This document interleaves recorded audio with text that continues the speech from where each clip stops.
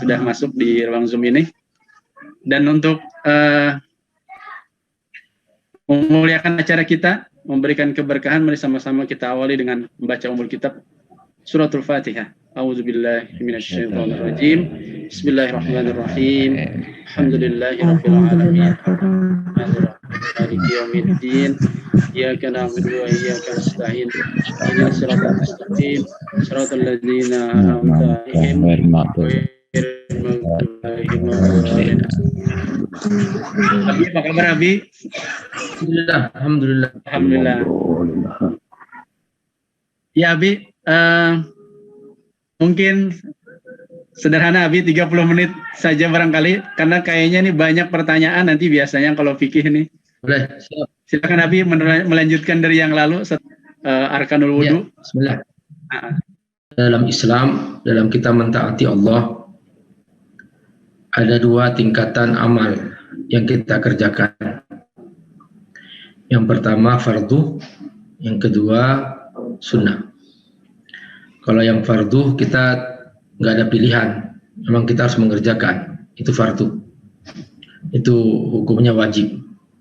Kalau kita tidak mengerjakan, kita dosa.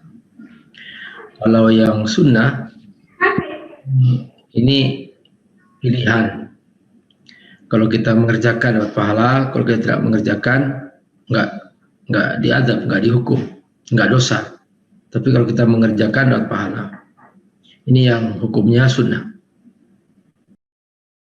Ada power bank sehingga dia dimanapun dia berada dia masih bisa ngecas, bisa ngisi baterai. Tapi kalau sudah nggak pernah menyiapkan power bank, ketika sudah baterainya habis, sudah dia mati seketika. Nah sama ya, sahabatku rahimakumullah, dalam ibadah juga begitu. Kalau kita hanya yang fardu-fardu, ya kita hanya menyiapkan yang pokok-pokok aja, tapi kita tidak menyiapkan yang sunnah-sunnah.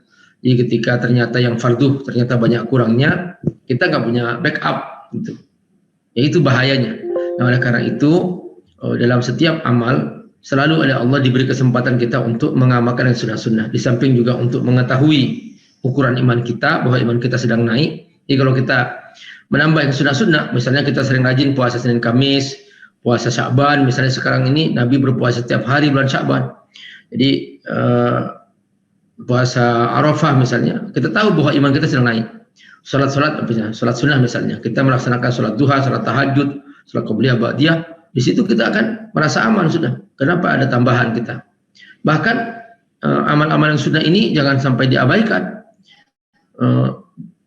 Di antara misalnya faidahnya, misalnya man shalla bil yaum isnata asyraka'ah, siapa yang setiap hari salat sunnah nawafil 12 rakaat minimal. Jadi 2 rakaat sebelum zuhur, 2 rakaat sebelum 2 rakaat sebelum zuhur, 2 rakaat sudah zuhur, 2 rakaat sebelum asar, 2 rakaat sudah maghrib, 2 rakaat sesudah isya, terus 2 rakaat sebelum subuh. Ini 12 rakaat persis. Nah, maka dia kata Nabi, faqad bana baitan fil jannah, dia telah membangun rumah di surga. Jadi keuntungan luar biasa kalau kita menjaga amal sunnah. Nah, termasuk dalam wudu. Wudu ini memang dia bisa berarti wajib kalau kita menyiapkan untuk sholat fardu gitu. Nah, di sini ada yang rukun-rukun yang itu harus kita lakukan, tapi ada yang sunnah-sunnah gitu. Nah, yang sunnah-sunnah ini nggak bisa diabaikan. Justru ternyata Bapak Ibu rahimakumullah, siapa yang berwudu mengikuti sunnah-sunnah wudu ini, diikuti dengan baik, saya jamin Bapak Ibu rahimakumullah, penyakit yang Bapak Ibu miliki akan sembuh. Penyakit apa aja? Termasuk misalnya penangkal virus misalnya. Ini luar biasa, ini ada di sunnahnya. Jadi penangkal virus itu ada di sunnahnya. Terus penyakit pegel-pegel apa itu saja semua. Penyakit tua, lansia ini kita ini. Itu semua sembuh dengan wudu. Dengan melaksanakan sunnah-sunnah wudu. Jadi bukan hanya yang wajib-wajib, yang sunnah-sunnah wudu di situ menentukan sekali untuk kesehatan tubuh kita. Ini kalau kita bicara tentang kesehatan. Kalau kita bicara tentang pahala jelas ya, pahalanya luar biasa. Nah, mari kita bahas sekarang ini amalan-amalan yang sunnah dalam wudu gitu. Dia pertama misalnya at-tasmiyah, membaca bismillah. Ini diriwayatkan dalam hadis An-Nasa'i ayat jilid 1 nomor 61 hadisnya. dengan sanad yang baik, bi isnadin jayyid, dari Anas radhiyallahu an. Qala, dia berkata, talaba ba'du ashabin Nabi sallallahu alaihi wasallam wudu'an. Sebagian sahabat Nabi minta agar dia diberi kesempatan untuk berwudu. Falam yajidu ma'an. Mereka enggak menemukan air.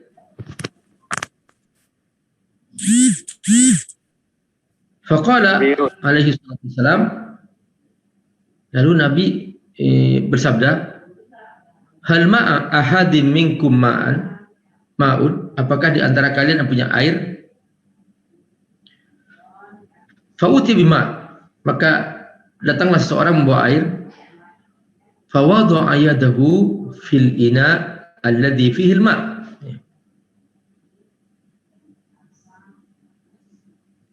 Maka diletakkan, fawadha'a yadahu fil ina, diletakkanlah tangan itu ke dalam mangkok yang ada airnya itu, alladhi fihi al-ma', summa qala, lalu bersabda, tawaddau bismillah.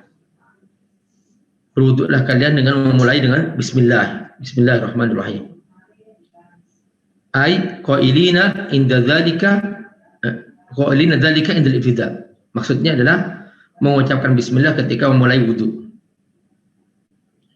Qala Anas berkata, faraitul ma yafuru min baini asabihi. Jadi subhanallah, mukjizat terjadi. Jadi Nabi hanya masukkan air ke mangkok itu, bismillahirrahmanirrahim, dan langsung dari jari-jari Nabi, dari celah-celah jarinya ini mengalir air. Di sini para sahabat berwudu. Jadi di tengah padang pasir nggak ada air, mereka gimana caranya? Ada sebagian sahabat hanya punya air untuk minum, Nabi masukkan jari-jarinya sedikit, langsung seketika keluarlah air dari celah-celah jari Nabi. Qailina dzalika imda fara'aitul ma' yafurun baina asabi'ihi. Maka mereka melihat di antara celah-celah jari-jari Nabi itu memancar air. Hatta tawaddau min akhirihim, sampai semua berwudu. Semua berwudu. Wa qalu nahwa min sab'in. Jumlah mereka 70 orang. Berarti, teman-teman, keberkahan itu ketika kita membaca bismillah. Dan dalam hadis yang lain, Nabi bersabda, ini yang umum, kullu amrin dzibalin la yubda'u bismillah fa huwa aqta. Semua amal tidak dibuka dengan bismillah, maka dia terputus dari Allah Subhanahu wa taala.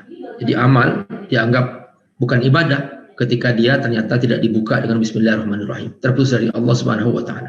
Maka amal menjadi ibadah ketika seseorang membuka dengan bismillahirrahmanirrahim. Apa saja?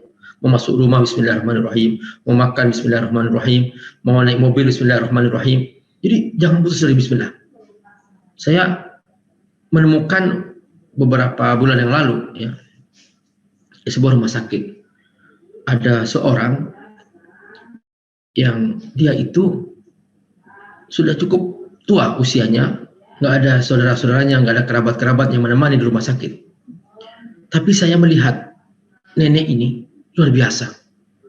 Dia tidak pernah lepas lidahnya dari bismillahirrahmanirrahim. Sampai pun dia diam baca bismillahirrahmanirrahim. Berbalik ke kanan, bismillahirrahmanirrahim. Berbalik ke kiri, bismillahirrahmanirrahim.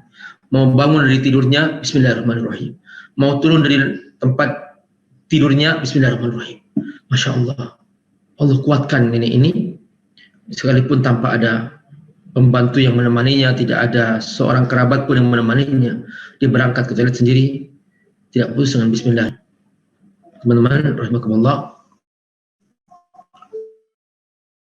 terus terang ya, keberkahan kita itu kalau kita memulai setiap pekerjaan dengan bismillahirrahmanirrahim. Allah akan memberikan kesehatan, Allah akan memberikan keberkahan, Allah akan memberikan kemudahan dengan hanya bismillahirrahmanirrahim. Jadi ini salah satu rahasia bismillah. Makanya salah satu sunnah wudu membaca bismillahirrahmanirrahim. Memang nggak masuk rukun, kita masuk sunnah. Gitu. Ya memang sah wudu sekalipun tidak wajib bismillah, tapi ini termasuk sunnah yang sangat penting sekali. Jadi itulah pentingnya kita menjaga amalan-amalan yang hukumnya sunnah. Sekalipun tidak wajib, jangan diabaikan. Karena itu membantu kita untuk menyempurnakan yang fardu-fardu yang wajib kita kerjakan. Yang kedua, ghuslul kaffain salasan. Membasuh kedua telapak tangan 3 kali. Qabla idkhalihima fil ina. Qabla idkhalihima fil ina. Sebelum, kalau kita punya tempat wudu dan tempat wudu itu 2 kula dan kita bisa berwudu ke dalam pakai air misalnya, maka sebelum memasukkan ke tempat air itu, sekalipun itu suci, ya, sekalipun tidak terpengaruh dengan tangan kita, tapi sebaiknya dibasuh kedua tangan kita, dibasuh. Masya Allah, ini dibasuh. Ini sekarang kita pakai setiap saat pada suasana virus.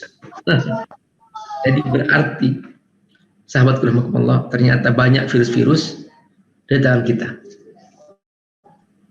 Maka sebelum kita berwudu, kita sudah membasuh kedua tangan kita. Kenapa? Karena kita tidak tahu tangan ini menyentuh apa saja. Dari sini pindah virus itu. Hadis Al-Bukhari nomor 2193 dan hadis Muslim nomor 235 dari Abdullah bin Zaid radhiyallahu anhu. Waqad su'ila an wudu'in Nabi SAW.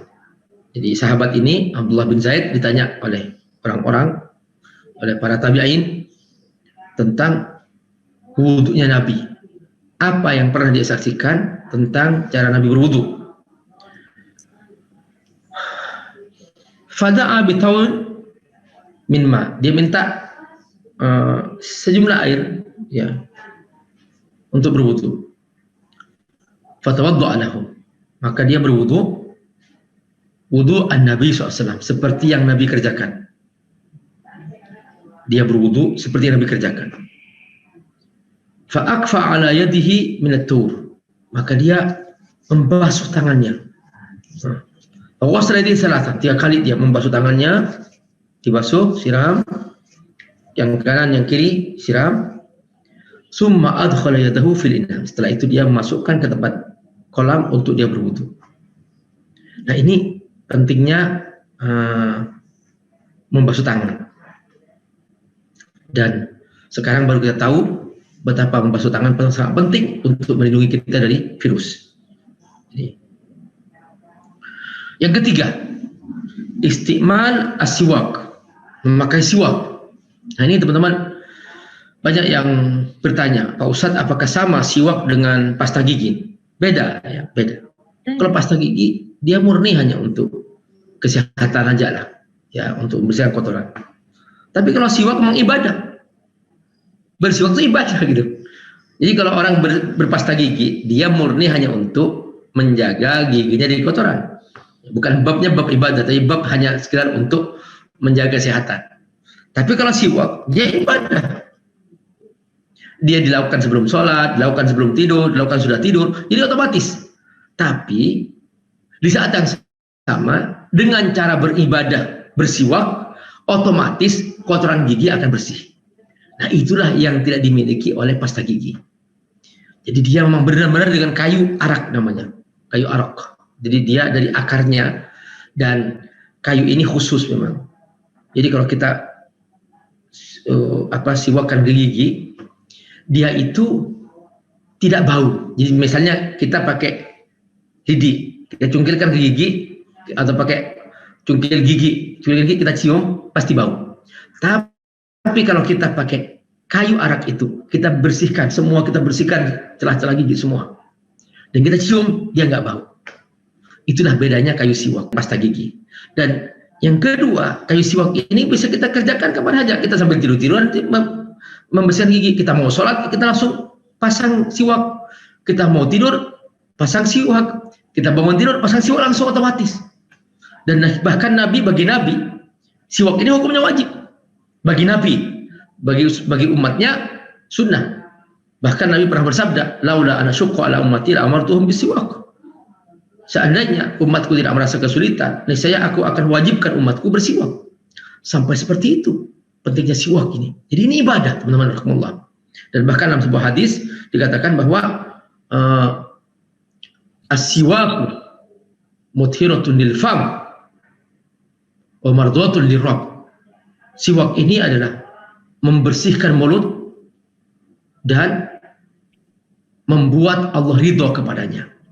Jadi orang yang sering bersiwak, dia insya Allah dia membersihkan mulutnya, karena dari mulut ini lewat Al-Quran, lewat bacaan Al-Fatihah, lewat zikir, maka dia menghormati bacaan-bacaan itu.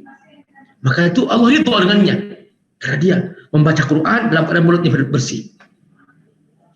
Masya Allah. Di saat yang sama, sahabat Allah, tidak ada cara terbaik untuk menjaga kesehatan gigi melebihi siwak. Jadi berbagai macam sarana dibuat, pasta dibuat, itu nggak akan mampu mengalahkan siwak. Tetap siwak terbaik. Dia yang mampu mewakili alat pembersih gigi terbaik dan berkah. Gitu. Berkah. Jadi, Alhamdulillah, jangan dianggap ini saya sudah berpasta gigi, Pak Ustaz. Nggak bisa. Kita kalau sedang berpuasa, makruh, karena dikhawatirkan ada air masuk. Tapi kalau pakai siwak, nggak dimakruhkan. Sampai berpuasa. Masya Allah. Kita menjelang sholat, mau berdiri Allahu Akbar, kita bersiwak dulu. Itu sunnahnya. Tapi kalau pasta gigi enggak, kita harus keluar dulu pasta gigi. Repot. Itulah pentingnya siwak. Jadi siwak itu adalah ibadah. Ibadah. Allah ridho dengannya dan yang salah ya. Dia bersih. Itulah tentang masalah siwak. Di sini ada hadis dari Sahih Bukhari nomor 847 dan Imam Muslim nomor 252. Kemudian di sini Abu Hurairah radhiyallahu anhu, Nabi SAW qala laula an asyqa ala ummati la amartuhum bisiwaki ma'a kulli wudu'in. Seandainya umatku tidak merasa kesulitan, niscaya aku akan wajibkan umatku untuk bersiwak setiap kali dia berwudu. Di sini ada kata la amartuhum, niscaya aku wajibkan. Jadi Masya Allah, saking pentingnya siwak. Karenanya bagi Nabi, jadi ada amalan-amalan yang khusus Nabi wajib, tapi khusus umatnya sunnah. Misalnya siwak. Ini siwak ini bagi Nabi wajib, bagi umatnya sunnah. Jadi berarti sunnah muakkadah. Misalnya juga salat tahajud, bagi Nabi wajib. Sampai akhir hayatnya Nabi tetap wajib salat tahajud. Tapi bagi umatnya sunnah muakkadah. Jadi itu teman-teman, hal-hal yang perlu kita pahami ya. Betapa sekarang ini kita banyak menemukan masalah gigi ya. Subhanallah, luar biasa teman-teman. Terus terang, kalau sudah ada masalah gigi, solusinya ya nggak ada lagi, kecuali kita harus membersihkan gigi gitu. Nah, caranya ya kita bersiwak, dan dengan bersiwak mulut kita bersih, Allah ridho kepada kita. Kemudian ada juga sunnah wudu. Ini digabung, yaitu al-madmadah berkumur-kumur, terus yang kedua al-istinsyaq. Jadi ini 4 dan 5. Di sini 4 dan 5 digabung. Al-madmadah berkumur-kumur, terus al-istinsyaq yaitu menghirup air sampai ke dalam dan sampai sakit. Dan jadi kita hirup ya. Air dikumur-kumur, kemudian dan benar-benar dibersihkan, kemudian juga dihirup. Ini ternyata juga penting sekali. Mengapa kalau kita di swab, itu ternyata kita dimasukin air ludah kita. Ternyata ludah ini tempat berkumpulnya virus. Jadi sekarang ada antigen, ya kita itu hanya cukup berludah sebelum kita makan apa-apa. Lalu dari situ kita dicek. Ternyata di situ menentukan bisa positif atau negatif. Ludah, gitu. Masya Allah, berkumur-kumur ini membersihkan virus di mulut kita. Ketika seorang di swab, dia dimasukkan sampai ke kerongkongan, itu alatnya, dan PCR namanya. Jadi kalau hidung ini juga termasuk. Jadi di swab dimasukkan ke hidung. Ternyata dengan menghirup air sedalam-dalamnya, itu virus akan pergi. Masya Allah. Al-madmadah wal istinsyaq. Insya Allah teman-teman, kalau setiap saat kita menghirup air berkumur-kumur, menghirup air berkumur-kumur, insya Allah kita aman. Masya Allah. Ini dari Allah sudah. Jadi virus itu sejak dulu ada. Sejak zaman Nabi sudah ada. Tapi karena Allah Maha tahu bahwa seketika kita banyak virus, macam-macam, ada virus influenza, bermacam-macam namanya ya. Hanya waktu itu nggak disebut namanya. Tapi kenapa kok di zaman Nabi tidak mengalami seperti sekarang gitu, kemudahan kena virus? Karena memang kehidupan di zaman Nabi, mereka menjaga wudhu itu dengan baik. Mengikuti sunnah wudhu itu benar-benar luar biasa. Cuci tangan, kemudian kumur-kumur, bersiwak, juga beristinsyak, itu luar biasa. Mereka mengamalkannya dengan sungguh-sungguh. Maka jelas virus itu terjaga ya dari mereka. Ini dari sebuah hadis dari Abdullah bin Zaid radhiyallahu anhu. Ini masih termasuk hadis yang sebelumnya, yaitu Abdullah bin Zaid yang tadi itu tentang mencuci tangan, karena dia mencontohkan wudhu dengan sempurna, termasuk cuci tangan, termasuk berkumur-kumur, termasuk beristinsyak, dicontohkan oleh Abdullah bin Zaid. Apa kata Abdullah bin Zaid di sini? Fatamat madoh, maka dia berkumur-kumur, wastansyaqa, lalu dia menghirup air dengan sedalam-dalamnya, setelah itu dikeluarkan, wastansar, istansar artinya mengeluarkan air itu dari hidungnya, bi thalathi ghurafat, dengan 3 kali cidukan air. Ya, Masya Allah. Ini istansara mengeluarkan air dari mulut, istansara juga mengeluarkan air dari hidung. Ini semua namanya istansara. Yang keenam, takhrilul lihya al-kathah, mencelah-celahi jenggot yang tebal. Ini hadis Abu Dawud 145, nomor 145 dari Anas radhiyallahu anhu. Nabi SAW, bahwa Nabi SAW kana idza tawadda'a akhadha kaffan min ma'. Nabi ketika berwudu mengambil secidukan air dengan tangannya, fa adkhala tahtahu tahta hingkihi, maka langsung Nabi ini ambil air di sini, langsung disiramkan ke jenggotnya dan dicelah-celahi di jenggot yang tebal. Dulu jenggotnya kan sampai di sini, sampai dada ya. Jadi makanya dicelah-celahi jenggotnya sini. Jadi satu genggaman jenggotnya terus dicelah-celahi. Fakhala Nabi lihiyatahu, maka dimasukkan ke celah-celah jenggotnya. Wa qala, lalu berkata Anas ya, hakadha amaroni Rabbi azza wa jalla. Jadi Anas menceritakan kata Nabi bersabda, begitulah kata Nabi, Allah Subhanahu wa taala memerintahkan aku. Jadi termasuk mencelah-celahi jenggot bagian daripada perintah Allah Subhanahu wa taala. Yang ketujuh, mashu jami'ir ras, mengusap semua kepala. Jadi teman-teman rahimakumullah, ini kepala. Jadi ketika kita berwudu diusap semua. Nanti balik lagi ke depan, basuh lagi air wudu 3 kali. Ini sunnah.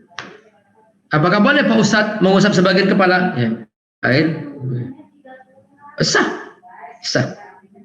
Jadi itulah pentingnya fikih, bahwa dia menjawab pertanyaan, apakah sah wudhu saya kalau saya hanya mengusap sebagian kepala? Sah. Yang Nabi kerjakan semua kepala. Pertanyaannya adalah, apakah sah kalau aku mengusap sebagian kepala? Sah.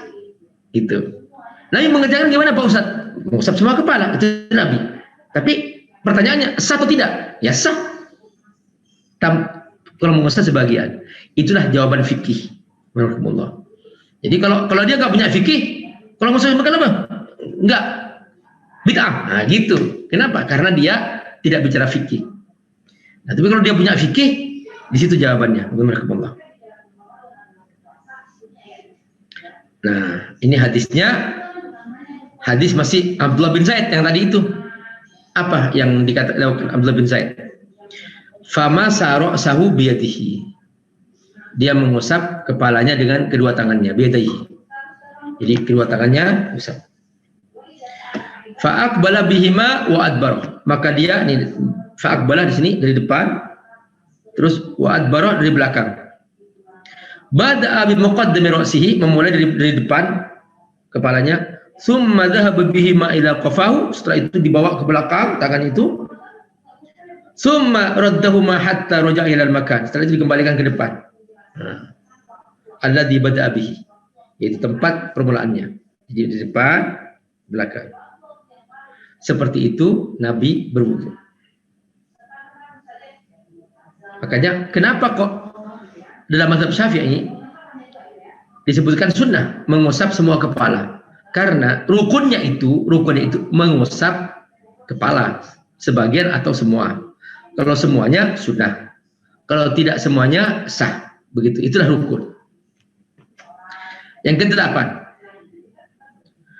takhlilu ma baina asabi'il yadain wa rijlain. Ini penting teman-teman. Mencelah-celahi antara jari tangan dan jari kaki. Teman-teman yang merasa pegel-pegel, badan pegel-pegel, sakit-sakitan, biasakan sebelum tidur wudu. Dan ketika berwudu, celah-celahi semua dengan kuat, dengan tekan, celah-celahi tangan, celah-celahi kaki. Setelah itu tidur. Insya Allah teman-teman, bangun tidur, badan hilang semua pegel. Buktikan. Apalagi ketika dicelah-celahi nanti sebelum tidur, dicelah-celahi dengan minyak zaitun atau minyak kayu putih, terserah. Dicelah-celahi di kaki dan di tangan. Terus semua telapak tangan, telapak kaki diusapin. Tidurlah dengan tenang. Masya Allah. Nanti bangun tidur, semua pegel di tubuh, Masya Allah, dengan izin Allah SWT, itu semua. Itu kalau dia tidak mau pakai wudu. Tapi kalau pakai wudu sudah cukup, sudah selesai. Dengan mencelah-celahi di situ, maka otomatis sudah semua sudah selesai. Masya Allah. Ini namanya takhlil ma baina asabi'il yadain wa rijlain bil ma, mencelah-celahi dengan ditekan ya, jangan hanya celah-celah biasa, ditekan. Karena disebut nanti ada sunnah namanya tadlik di sini deh. Ada tadlik. Tadlik itu artinya ditekan. Ini mencakup tangan dan kaki. Ammal yadan fabit tasbik bainahuma. Adapun kedua tangan dengan dipertemukan tangannya. Nih. Begitu. Bit tasbik. Ini. Wa ammar rijlan fabihin soril yadil yusra. Tapi kalau kaki, maka cukup dengan mencelah-celahi pakai kelingking. Jadi kelingking yang kiri. Jadi kelingking yang kiri dimasukin, set. Nah, di sini kelingkingnya. Nah, itu di kaki. Terus nanti di sini di sebelah kiri juga betul. Sebelah sini kelingkingnya juga. Nah, karena tangan kan, maka di kaki sebelah kiri, sebelah kanan juga seperti itu. Yabda bi khinsari rijl yumna, dimulai dengan celah-celah kelingking sebelah kanan. Wa yahtatim bi khinsari rijl yusra, sampai ditutup dengan celah-celah kelingking kiri. Begitu caranya, detail sekali teman-teman.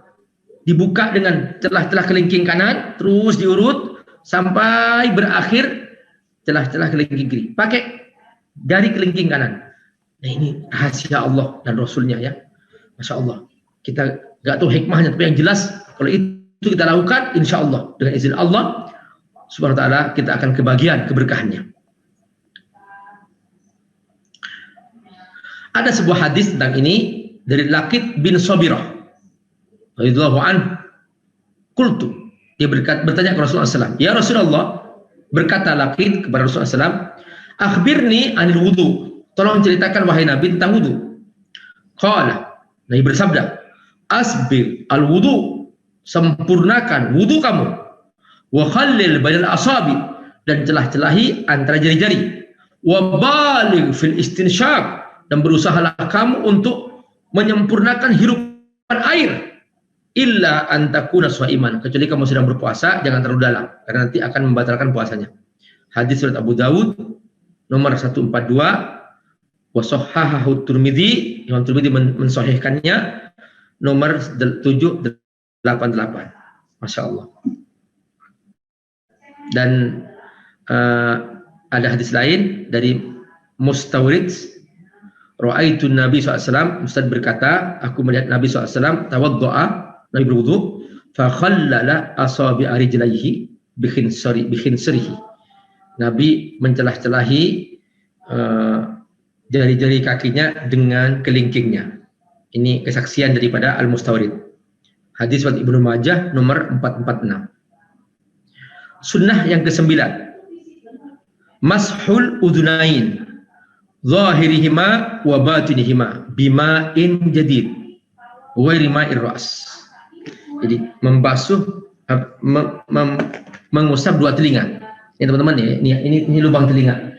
Ini telunjuk ini masukkan ke dalam nih, di sini, nih masukkan ke sini, nih. Ini kan ada kotoran di sini, banyak virus, banyak kotoran di sini, bakteri kumpul di sini. Nah, ini di celah telinga ini, nih. Ini di mulut nih, dari bawah ke atas, nih, ditekan semua. Jadi dengan air baru, masukkan air baru, masukin telinga, diusap. Nah, ini masuk lagi di sini. Subhanallah teman-teman, rahmatullah. Di telinga ini saya belajar akupuntur body. Saya menemukan bahwa di telinga ini ada semua poin untuk kesehatan semua tubuh kita. Masya Allah. Dengan kita memasukkan ke telinga ini dan dengan kita mengusap dengan kuat, ya, maka semua poin-poin refleksiologi dari telinga ini menyentuh semua tubuh kita. Buktikan. Jadi para sahabat yang merasa dirinya misalnya sakit-sakit dan sebagainya, insya Allah dengan berwudu dengan sempurna ini membantu semua refleksiologi tubuh kita. Masya Allah. Nah, ini tentang masalah mengusap dua telinga, dan di sini disebutkan oleh Imam Syafi'i bima'in jadid, dengan air yang baru. Dengan air yang baru. Jadi ini masukkan air baru.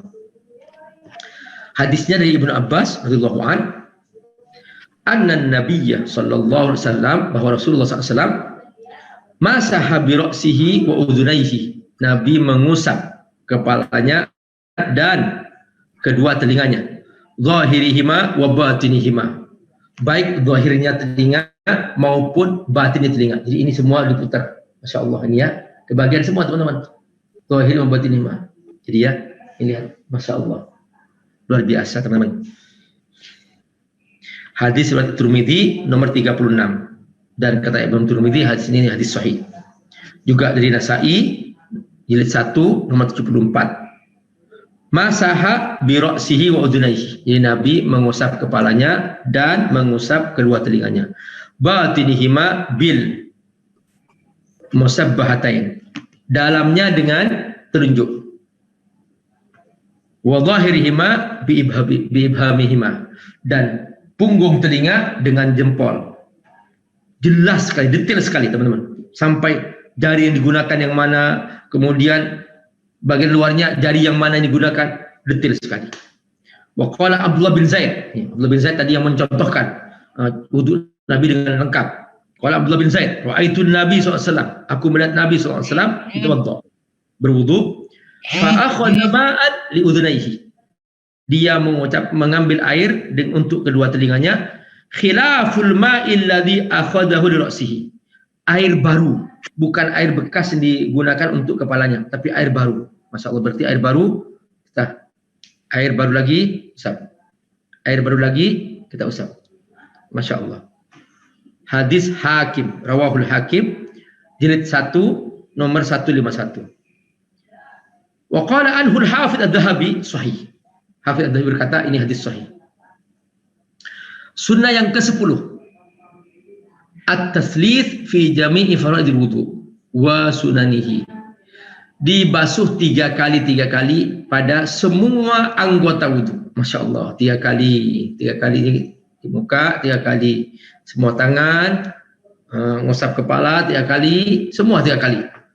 Masya Allah. At-taslits fi jami'i faraidil wudu. Membasuh 3 kali. Ini sunnah. Hadis Imam Muslim nomor 230, anna Utsman radhiyallahu an, bahwa Utsman radhiyallahu an qala, ala urikum wudu'a Rasulillah sallallahu alaihi wasallam, aku akan tunjukkan kepada kalian bagaimana Nabi berwudu. Maka kemudian Utsman membasuh semua anggota wudu 3 kali 3 kali. Summa tawaddu'a salasan. Masya Allah. Sunnah yang ke-11, taqdimul yumna alal yusra, mendahulukan yang kanan atas yang kiri. Taqdimul yumna alal yusra, mendahulukan yang kanan atas yang kiri. Jadi kalau membasuh yang kanan dulu. Karena apa? Karena yang kanan ini teman-teman memang ini simbol ya. Simbol kebaikan, menerima buku dengan tangan kanan, ya itu yang kanan. Tapi kalau yang kiri, ya dia itu simbol perbuatan yang kurang baik. Misalnya setan makan dengan tangan kiri, minum dengan tangan kiri. Makanya saya heran banyak orang Islam malah minum pakai tangan kiri, makan pakai tangan kiri. Nah ini yang saya heran. Jadi itu kata Nabi, fa inna syaitan ya'kulu bisimalihi wa yashrab bisimalihi. Setan makan dengan tangan kirinya dan minum dengan tangan kirinya. Masya Allah teman-teman, alhamdulillah. Di sini kita diajarkan oleh Nabi SAW. Ini hadis Abu Hurairah radhiyallahu an, anna Rasulullah sallallahu alaihi wasallam, bahwa Rasulullah SAW qala, bersabda Nabi, idza tawadda'tum, kalau kau berwudu, fabada'u bima yaminikum, maka mulailah dengan yang kanan.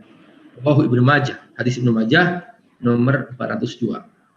Wadalla ala dzalika aidan hadis sabiq, yaitu hadis yang dari sahabat tadi itu Zaid ya, Abdullah bin Zaid, itu juga di situ selalu ditunjukkan. Hadis Utsman juga banyak sekali contoh wudu dimulai dengan yang kanan. Yang ke-12, ad-dalku artinya dia menekan pengusapannya, mengusap dengan sungguh-sungguh ya, tangan diusap ya. Jadi jangan hanya disiramin begini aja teman-teman. Jadi ternyata ini dengan mengusap begini, ini Masya Allah, jadi air masuk ke pori-pori dan lebih sehat. Jadi kalau dalam bahasa Indonesia, ad-dalku itu artinya diurut, Masya Allah. Jadi ini luar biasa teman-teman, sampai termasuk dalam sunnah wudu.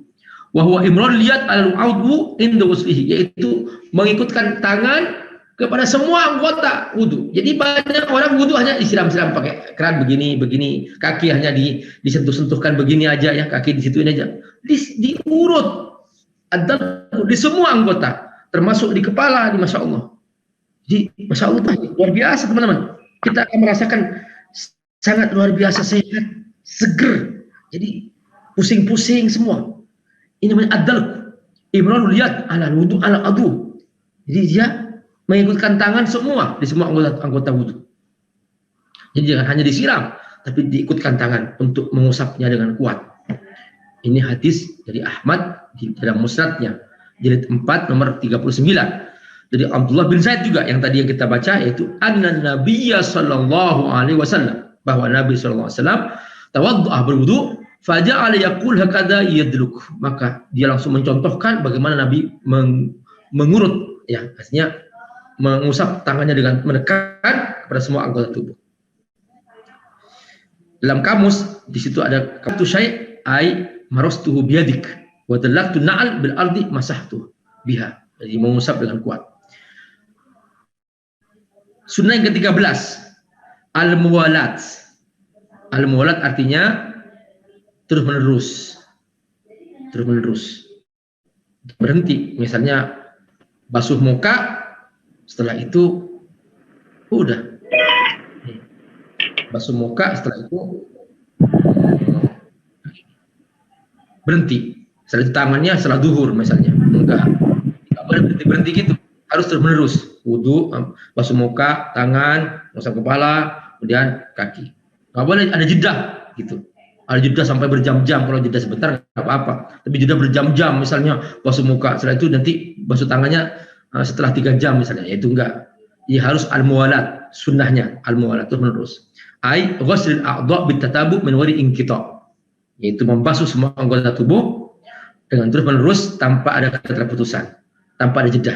Bihaitsu yaghsil al-'udhu tsani qabla ayyajif al-awwal. Jadi dia membasuh anggota berikutnya sebelum anggota sebelumnya kering.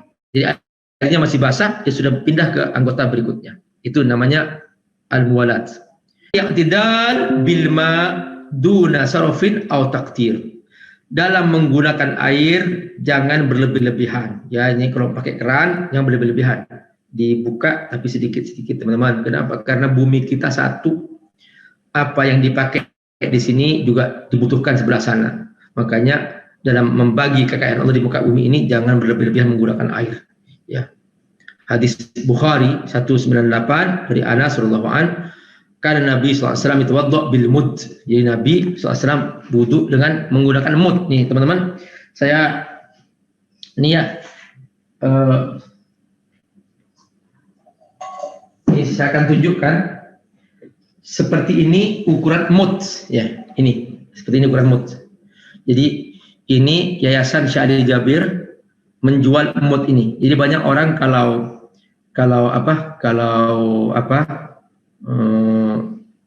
membayar fidyah misalnya pakai mud. Nah, ini ukurannya persis. Ini sejak zaman Nabi seperti ini bentuknya. Ya. Jadi saya nanti teman-teman yang membutuhkan ini nanti bisa kontak saya. Nanti akan dijual. Ya. Satu mud tuh ya, Abi ya. Ya, ukuran mud. Bagi yang membayar fidyah, bagi yang ini dulu Nabi berwudu pakai ini. Ukuran mud ini. Cukup langsung muka, tangan. Alat ukur zaman Nabi ya. Ya, di YouTube saya pernah menunjukkan berwudu pakai 1 gelas air. Itu ada di akun YouTube saya di Fat TV. Di situ ada cara berwudu, saya contohkan. Nah, teman-teman, sebetulnya lebih menggunakan air karena apa? Karena supaya kita berkah hidup kita. Jangan menghabiskan jatah kekayaan Allah hanya untuk dibuang-buang. Ya. Karena Allah menyediakan kekayaan ini dengan adil untuk semua makhluknya di muka bumi, maka banyak orang berlebih-lebihan menggunakan air. Sekalipun untuk ibadah, apalagi untuk yang sia-sia ya. Nah ini cara kita berwudu. Al-israf fil ma, ya, ini apa ya? Al-ihdar bil ma. Hendaklah dia menggunakan air dengan sesuai dengan kebutuhan tanpa berlebih-lebihan. Sudah takdir. 16. Istiqbal kiblat dan wudu. Ketika wudu menghadap kiblat. Ya. Kenapa? Karena ini arah yang paling bagus. Li'annaha asyraful jihad. Jadi wudu menghadap kiblat, baca Quran menghadap kiblat. Itu menghadap kiblat itu adalah paling baiknya arah. Makanya disempurnakan dengan kita benar-benar bersungguh-sungguh berwudu. Yang ke-17, Allah yatakallam asna al-wudu ittiba'an Rasulullah SAW. Jangan berwudu sambil ngobrol. Ini Allah yatakallam. Jangan ngobrol ketika berwudu. Banyak orang wudu ngobrol. Ya, dia wudu. Teman-teman sebenarnya aku masih wudu nih, bentar. Cuci tangan. Kamu nanti setelah ini mau kemana? Jadi, ya Allah, berwudu sambil ngobrol. Jangan mengobrol wudu. Itu ibadah, teman-teman rahimahullah. Yang ke-18, at-tasyahud indal intiha minal wudu wa du'a. Hendaklah dia setelah wudu bertasyahud kepada Allah Subhanahu wa taala dan berdoa. Apa doanya? Ini dia. Asyhadu an la ilaha illallah wahdahu la syarikalah wa asyhadu anna Muhammadan abduhu wa rasuluh. Ini doa sesudah wudu. Ini gampang teman-teman. Di Google banyak sekali, misalnya doa sesudah wudu. Ini bacaannya. Asyhadu an la ilaha illallah wahdahu la syarikalah wa asyhadu anna Muhammadan abduhu wa rasuluh. Hadis surat Imam Muslim nomor 234. Setelah itu berdoa, Allahumma ja'alni minat tawwabin wa ja'alni minal muttahirin. Hadis Tirmidzi nomor 55. Setelah itu langsung baca subhanakallahumma wa bihamdika asyhadu an la ilaha illa anta astaghfiruka wa atubu ilaik. Hadis riwayat Nasa'i dalam riwayat A'mal Yaumul Lailah sebagaimana Imam Nawawi sebutkan dalam kitab Al-Adhkar. Inilah teman-teman rahimakumullah sunnah wudu. Nah, setelah ini kita akan bahas apa saja yang dimakruhkan dalam wudu. Dan juga setelah itu akan kita membahas apa saja yang membatalkan wudu. Insyaallah ini dibahas mungkin pertemuan yang akan datang. Semoga Allah berkahi. Wassalamualaikum warahmatullahi wabarakatuh. Waalaikumsalam warahmatullahi wabarakatuh. Masyaallah. Luar biasa. Pak Yunus dari Pamulang, Tangerang Selatan, luar biasa Pak Yunus ini. Masya Allah, jazakallah khair, Ustaz. Ini khas dari pengajian Dr. Amir itu, beliau menjelaskan setiap amal-amal itu dengan rincian dalil yang sangat detail. Dan ini sangat terbantu jika di rumah kita punya referensi hadis ya, nomor-nomornya segala macam mesti kita catat ini Pak Yunus. Masya Allah. Jazakallah Ustaz. Jazakallah. Baik, Bapak Ibu.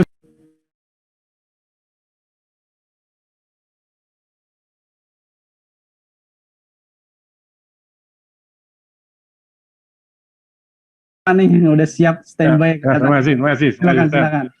Assalamualaikum warahmatullahi wabarakatuh. Waalaikumsalam warahmatullahi wabarakatuh.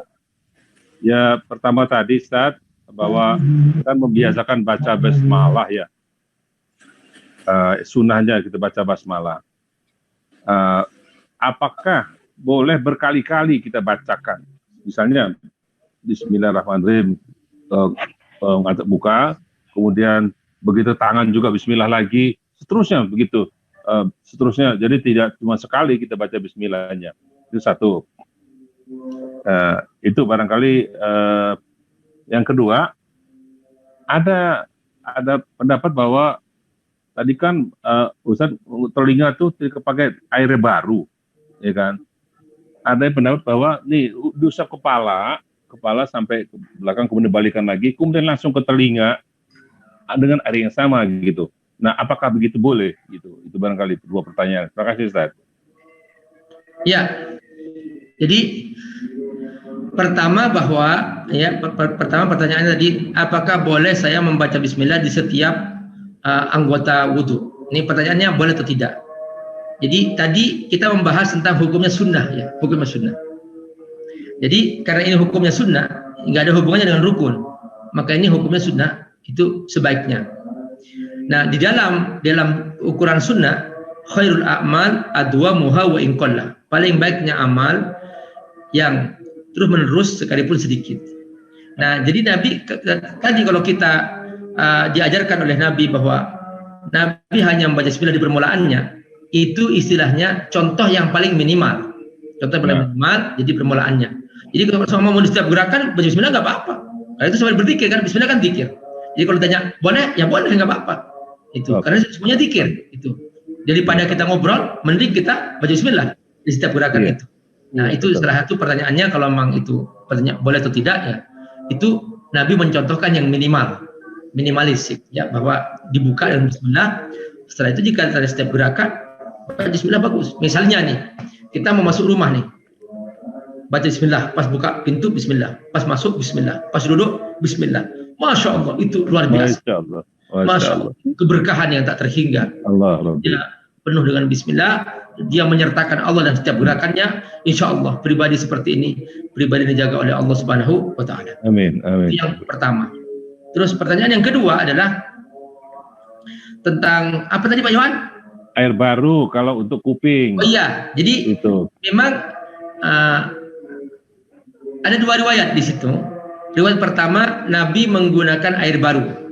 Riwayat kedua, pernah Nabi berwudu dengan sisa air, ma tabaqqa minal ma. Jadi dia mengusap sekali, kemudian itu langsung sama. Itu artinya yang minimalis. Tapi kalau pengen yang sempurna dengan air baru, itulah yang dianjurkan mazhab Syafi'i. Kalau itu dipakai dalam mazhab yang lain, itu boleh, sah, nggak ada masalah. Sah wudunya dan tidak mengurangi kesempurnaan wudu, tetap dia sempurna wudunya. Tapi kalau seumpama lebih sempurna lagi, dia dengan air yang baru. Itu yang dicontohkan oleh para sahabat tadi itu. Ini mazhab Syafi'i. Ini yang diambil mazhab Syafi'i. Luar biasa Bapak Ibu sekalian. Ini terdengar azan kayaknya ya? Sudah sayup-sayup terdengar azan nih Abi ya. Kelihatannya ini juga menandai berakhirnya kajian kita. Berarti nanti pertemuan berikutnya agak lebih awal ya, biar kita punya waktu untuk lebih panjang. Boleh Abi, karena ini memang asarnya agak maju nih Abi. Iya, ini masa asarnya agak maju nih. Iya. Baik, Ibu Bapak sekalian yang sudah menulis di ruang chat pertanyaan-pertanyaannya, insya Allah terrekord ini karena terdokumentasikan. Ini kita jawab pertemuan yang akan datang Pak Naim. Oh baik Abi, ya nanti list semua pertanyaan akan kami bacakan dalam pertemuan mendatang. Dan Mungkin Allah saya Akbar. ingin menutup, bukan ingin menyimpulkan, tapi luar biasa tadi Abi mengatakan di awal, indikator bagi iman kita bertambah ada pada sunahnya ya Abi ya. Oleh karena itu tadi barusan Iya. kita sudah dijelaskan sunah-sunah dalam berwudu ada 17 ini, saya catat ada 18 ya, ada 18 dimulai dari basmalah tadi, kemudian yang terakhir 18 setelah wudu berdoa, bertasyahud. Dan mudah-mudahan ini yang menjadi kesimpulan, jika kita ingin menambah iman maka lakukan sunah-sunah ini. Kalau yang wajib sudah pasti itu pokok ya.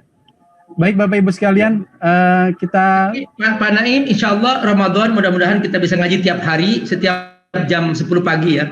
oh ya baik. Masya Allah. Masya Allah. Luar biasa, Masya Allah. partisipan kita dalam setiap pekan bertambah. Hari ini 65 tadi. Dan mudah-mudahan terus bertambah hingga Ramadan nanti. Jangan lupakan Bapak Ibu, setiap hari kita ingin isi Amin, insya Allah. kita dengan sesuatu yang bermanfaat, yaitu menimba ilmu Amin, bersama amin. Abi Amir.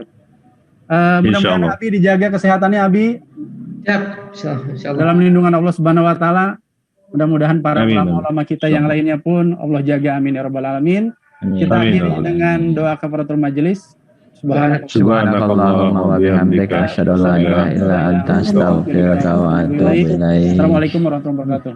Assalamualaikum. Waalaikumsalam. Jazakallah Ustaz. Jazakallah. Jazakallah.